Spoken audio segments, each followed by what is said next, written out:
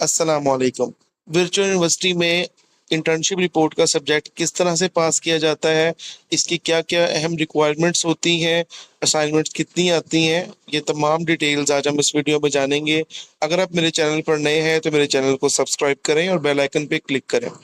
Internship report का जो subject है ये एक रिक्वायर्ड सब्जेक्ट है। एक बहुत से स्टूडेंट्स मुख्तलिफ क्वेश्चंस करते हैं कि क्या सर इसके ग्रेड्स होते हैं, इसके मार्क्स कितने होते हैं। ठीक है, ये आप याद रखिएगा कि ये सब्जेक्ट जो है रिक्वायर्ड है, इसके कोई ग्रेड नहीं होते।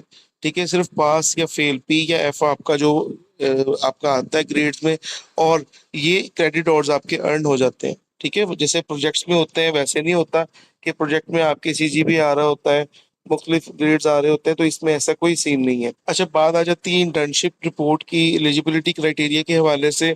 तो ये सब ऑलमोस्ट स्टूडेंट्स जानते हैं कि ये स्टूडेंट्स के लिए है, जॉब होल्डर स्टूडेंट के लिए वो एलिजिबल नहीं है। ठीक है, पर कुछ ऐसी टर्म्स एंड कंडीशंस हैं जिसके अकॉर्डिंगली आप जो है उसको चूज कर सकते हैं।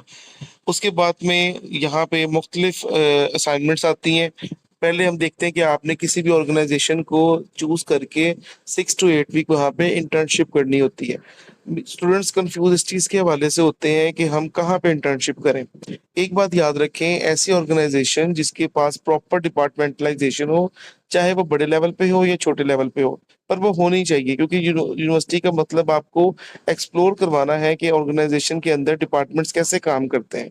ठीक है, उसके बाद में इम्पोर्टेंट चीज ये है कि आपने वहां पे वो रजिस्टर्ड हो फर्म। ठीक है, और कोई भी ऐसा स्कूल कॉलेज या यूबीयू का कोई ऑन कैंपस या उसके बाद में आईटी हाउसेस, ठीक है, कॉल सेंटर्स, ये एलिजिबल नहीं है। ठीक है, बहुत से स्टूडेंट्स ये क्वेरी करते हैं कि सर अगर हम वहाँ पे जॉब करें तो क्या हमारा इंटर्नशिप वैलिड होगी, तो नहीं जी, आपकी ऐसे नहीं हो सकती। अच्छा, इसकी ना 3 से 4 असाइनमेंट्स आती हैं। सबसे पहले आपने ऑर्गेनाइजेशन सर्च करनी है। ठीक है, उसके बाद में अब सपोज करें स्टूडेंट्स पूछते हैं कि जो इंटर्नशिप रेफरेंस लेटर क्या ये कंपलसरी है और किस तरह से लिया जाता है। ऐसी वो ये कंपलसरी नहीं है। ठीक है, अगर कोई स्टूडेंट है वो किसी ऑर्गेनाइजेशन में जाता है, वो रिक्वेस्ट करता है इंटर्नशिप के लिए, और वो उसको डायरेक्टली इंटर्नशिप दे देते हैं, तो उसको फिर सिर्फ ऑर्गेनाइजेशन अप्रूव करवानी है। पर ऑन द अदर हैंड अगर कोई स्टूडेंट है वो किसी बैंक में जाता है, किसी भी ऑर्गेनाइजेशन में जाता है, तो वो कहते हैं कि जी आप जो अपनी यूनिवर्सिटी से ही रेफरेंस लेके आए कि आपको जो है आप वाकई स्टूडेंट हैं और आपको जो है इंटर्नशिप फिर प्रोवाइड करेंगे। देन आपने उस मुख्तलिफ डिटेल्स लाइक ब्रांच मैनेजर का नंबर, ब्रांच मैनेजर की डिटेल्स, ठीक है, वो आपने लेनी है उनसे। फिर अपने ऑर्गेनाइजेशन ये जो आपका सब्जेक्ट हेड पे क्लिक करना है। ठीक है, यहाँ पे जाके आपने डाउनलोड सेक्शन में जाना है, और यहाँ पे आपको रेफरेंस लेटर का एक फॉर्मेट मिलेगा। उसको आपने फिल करके, जिसमें आपने अपनी डिटेल्स पुट करनी है, साथ में अपने मैनेजर की और ऑर्गेनाइजेशन की डिटेल पुट करनी है, और ये डिटेल लेके आपने जो है किसे फॉरवर्ड करनी है, ये देखिए यहाँ कोर्स इन्फॉर्मेशन पे क्लिक करेंगे तो ये आपका जो स्टूडेंट का जो ये आपकी सुपरवाइजर का ये नाम आ रहा है, साथ में उनका आ रहा है ईमेल एड्रेस। इस ईमेल एड्रेस पे आपने अपनी व्यू की ईमेल से ईमेल कर देनी है। ठीक है, वो आपको 1 से 2 दिन में ऑर्गेनाइजेशन सर्च करके ईमेल कर देंगे, और वो आपने प्रिंट करवा के अपने रेलिवेंट ऑर्गेनाइजेशन में सबमिट करवा देनी है। ठीक है, अब ये बात याद रखें कि ऑर्गेनाइजेशन जो सेल्फ रेफरेंस लेटर है वो कंपलसरी नहीं है, ना भी करवाएं तो मसला नहीं है। उसके बाद में आपकी असाइनमेंट 1 जो कि अभी ओपन हो चुकी है, वो है ऑर्गेनाइजेशन अप्रूवल की। लाइक आपने जो भी ऑर्गेनाइजेशन चूज की है उसकी डिटेल्स आपने पुट करनी है और उसको सबमिट करवा देना है। और वो जो आपकी ऑर्गेनाइजेशन वो यूनिवर्सिटी वाले आपके सुपरवाइजर्स देखेंगे कि क्या ये अकॉर्डिंग टू जो है रिक्वायरमेंट्स है या नहीं, तो फिर वो आपको अप्रूव कर देंगे। ठीक है, ये बात याद रखें, ऑर्गेनाइजेशन अप्रूव करवाए बगैर आपकी जो है इंटर्नशिप का सब्जेक्ट पास नहीं किया जा सकता। ठीक है, पहला स्टेप ये हो गया। फिर आपने इंटर्नशिप स्टार्ट करनी है। अब जैसे कि एकेडमिक कैलेंडर को फॉलो करना है, हमेशा एकेडमिक कैलेंडर को फॉलो करें। हर सब्जेक्ट का एकेडमिक कैलेंडर आपको इंपॉर्टेंट लिंक्स में आपके मिल जाएगा या नोटिफिकेशन में मिल जाएगा।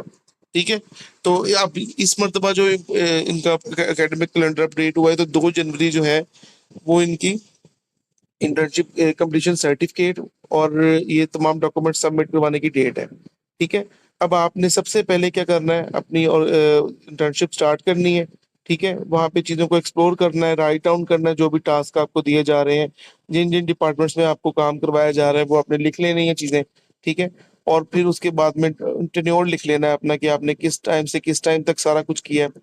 फिर आपने क्या करना है जी, आपको जब आपकी इंटर्नशिप कंप्लीट होती है, सपोज़ करें एक स्टूडेंट ने जो है वो 15 अक्टूबर से स्टार्ट किया है, उसकी 30 दिसंबर को इंटर्नशिप कंप्लीट हो रही है, तो उसने उसी दिन रिक्वेस्ट करनी है कि मुझे फ़ौरन सर्टिफ़िकेट प्रोवाइड कर दिया जाए, ठीक है? पीडीएफ फ़ॉर्म में ले लें या हार्ड फ़ॉर्म में ले लें और साथ में इवैल्यूएशन फ़ॉर्म भी होगा जो कि आप अनदर इम्पोर्टेंट रिक्वायरमेंट है, ठीक है? वो आपने ले लेना है, सर्टिफ़िकेट की भी रिक्वायरमेंट्स हैं, ठीक है? वो मैं आपको किसी नेक्स्ट वीडियो में बताऊँगा, ये वीडियो बहुत लंबी हो जाएगी वरना।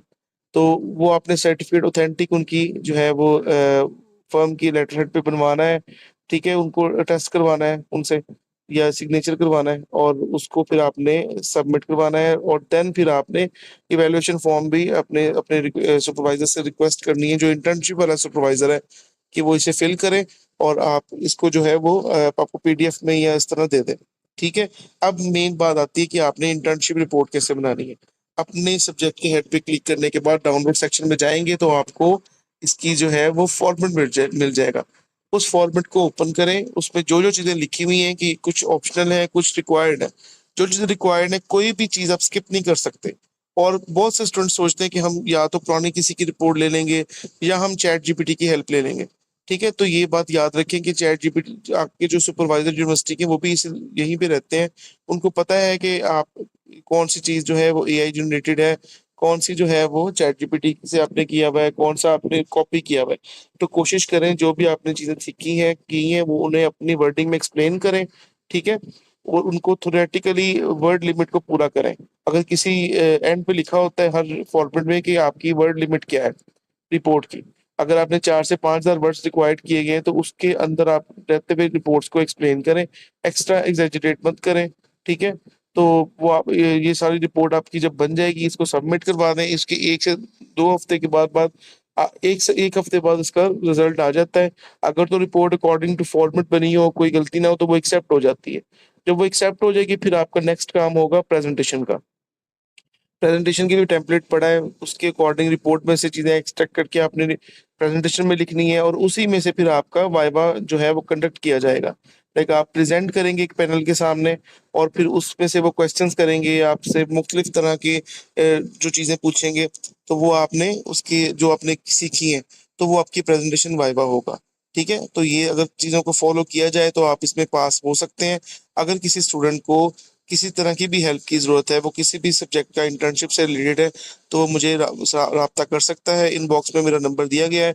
आप डिस्क्रिप्शन बॉक्स में जाके मेरा नंबर देख सकते हैं और व्हाट्सएप पे मुझसे वीडियो को लाइक कीजिएगा, शेयर कीजिएगा और मेरे चैनल को सब्सक्राइब करें।